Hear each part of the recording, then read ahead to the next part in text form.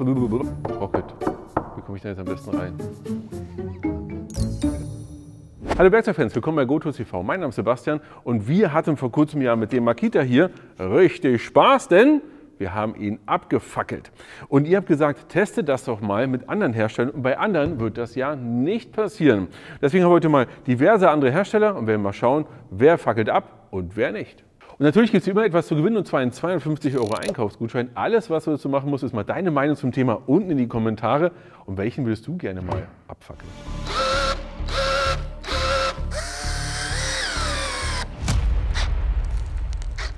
Oh.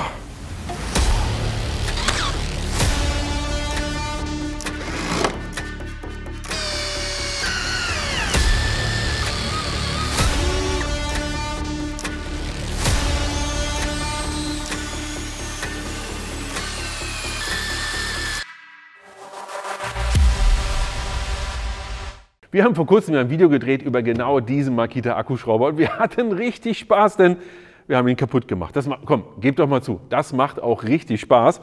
Und ich habe euch Folgendes gezeigt. Ich habe das Gerät hier genommen und habe eine einzige Schraube genommen und habe schon gezeigt, dass du mit so einem Akkuschrauber mit einer einzigen Schraube kaputt machen kannst. Und hier ging es nicht um die mutwillige Zerstörung. Naja, ein bisschen schon. Aber es ging eigentlich darum, dass ihr es nicht kaputt macht. Und ich wollte euch zeigen, warum der kaputt gegangen ist und was ihr dagegen tun könnt. Und das Ganze werden wir heute nochmal uns anschauen, denn ihr habt bei diesem Video gesagt, schaut euch doch mal auch andere Marken an. Das würde ein Kommentar war, das würde bei Bosch nicht passieren, anderer war, das würde bei Parkside nicht passieren.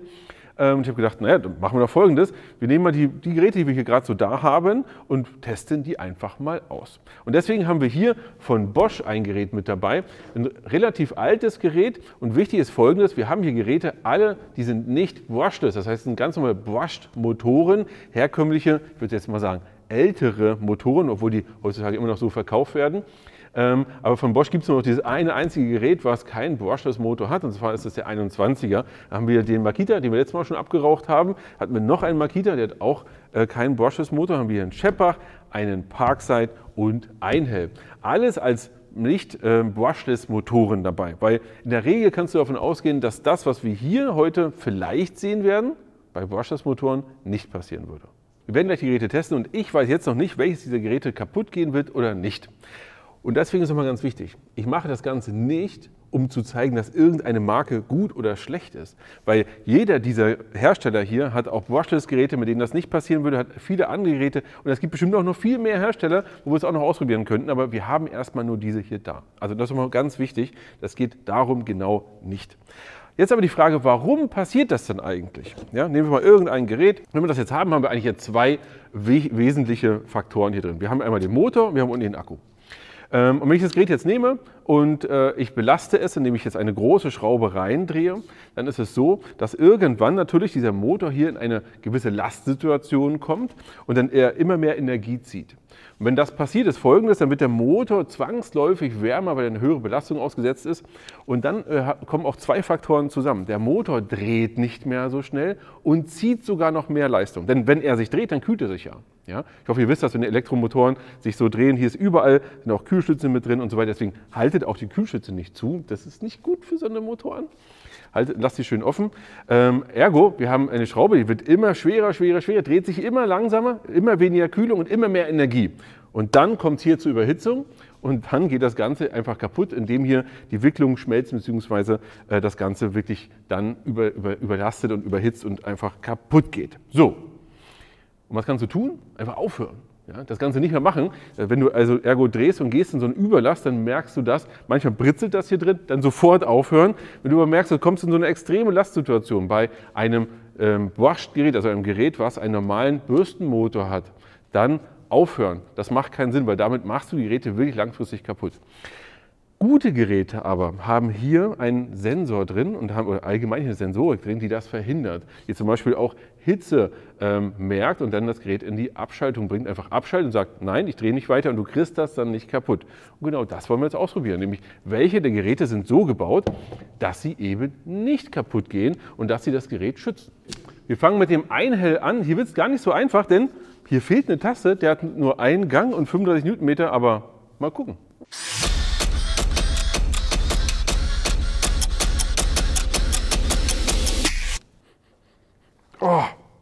Ah ja, der riecht schon nicht mehr schön. Und genau das ist auch ein Verhalten, was ihr nicht nachmachen solltet, denn wenn dann die Abschaltung schon geht, dann ist das der Moment, wo ihr eigentlich sagen müsst, also, nee, nicht mehr weiter. Ich habe jetzt immer weiter gequält und aber wir machen mal weiter.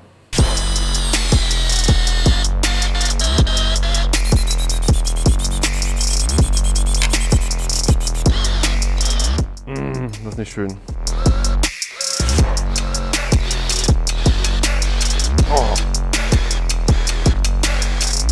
Eine kleine Dampflok.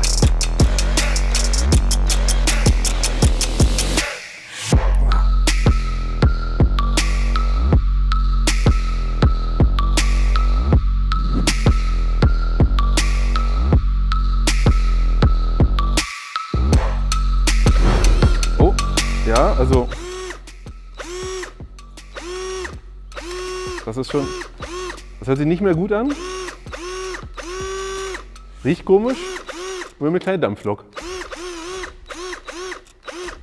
Eieiei, mal gucken, wir machen weiter.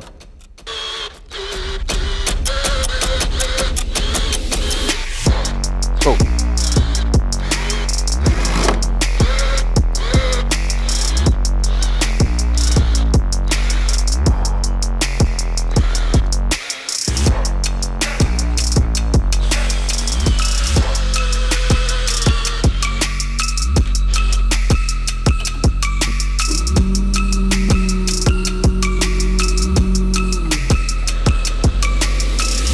Jetzt ist er durch.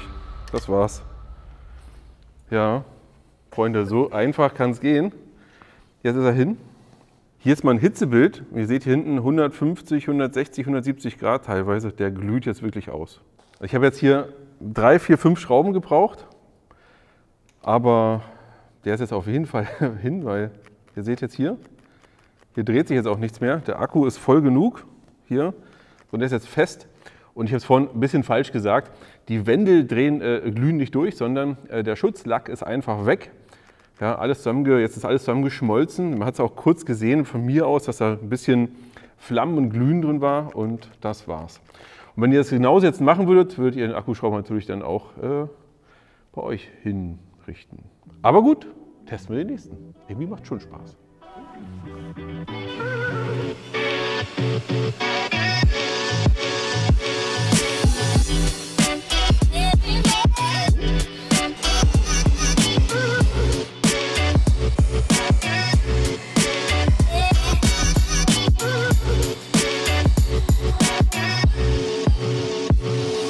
So, hier haben wir es leider nicht geschafft, beziehungsweise hier haben wir es nicht geschafft, aber wie ihr seht, wir sind hier innen drin bei einer Temperatur, wo wir halbwegs hinmessen können, schon bei 70, 80 Grad. Das ist schon ganz schön heiß. Normalerweise hätte da eigentlich schon die Hitzeabschaltung gehen können und ja, sei es drum. Aber der Akku ist alle, wir können nicht weiter testen, wir müssen jetzt wieder laden, dann würde er sich abkühlen. Insofern können wir ihn nicht töten. Er hält auf jeden Fall schon mal wesentlich länger als der Einhell und es ist ziemlich eindeutig, dass man nicht weitermachen sollte. Ich glaube, wenn wir es aber weiter treiben würden, würde er auch kaputt gehen.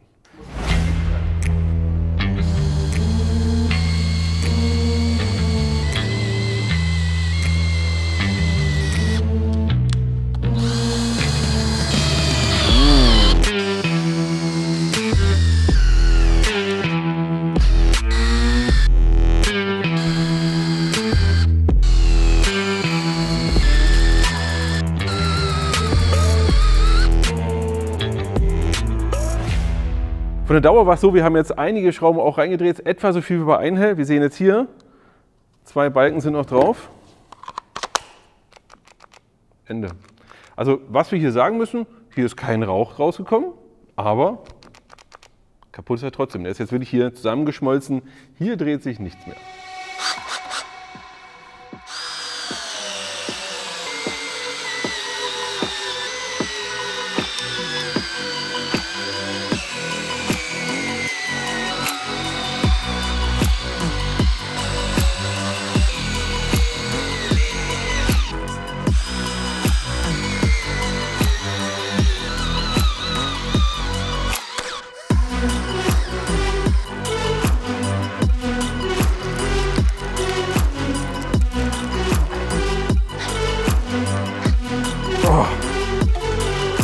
Eieiei.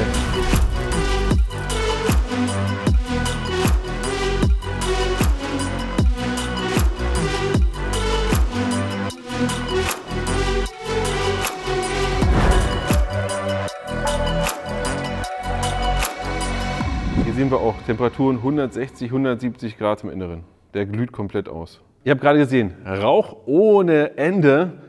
Der ist wirklich leider dahin. Und der ist sogar relativ schnell gestorben. Also im Verhältnis zu den anderen ging es hier schon einiges schneller. Bei dem hier, bei dem Makita, werden wir jetzt Folgendes machen, den machen wir nicht kaputt. Weil es wäre jetzt einfach nur aus Spaß und Jux und Dallerei. Deswegen machen wir den nicht kaputt. Ich blende hier nochmal die Bilder ein, was hier passiert ist, genau bei dem Gerät. Ich würde sagen, von allen Geräten, die wir bis jetzt getestet haben, ist das der am schnellsten kaputt geht. Da war es eine Schraube, maximal zwei, zack, und schon hat er hier hinten gefackelt und ist halt dahin gewesen. Kommen wir zum Bosch.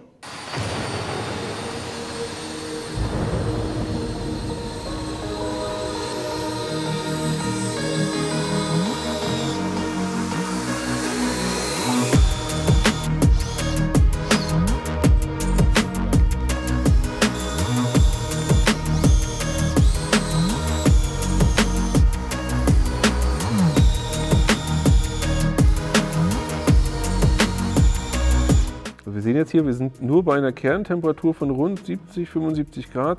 Wir testen mal weiter.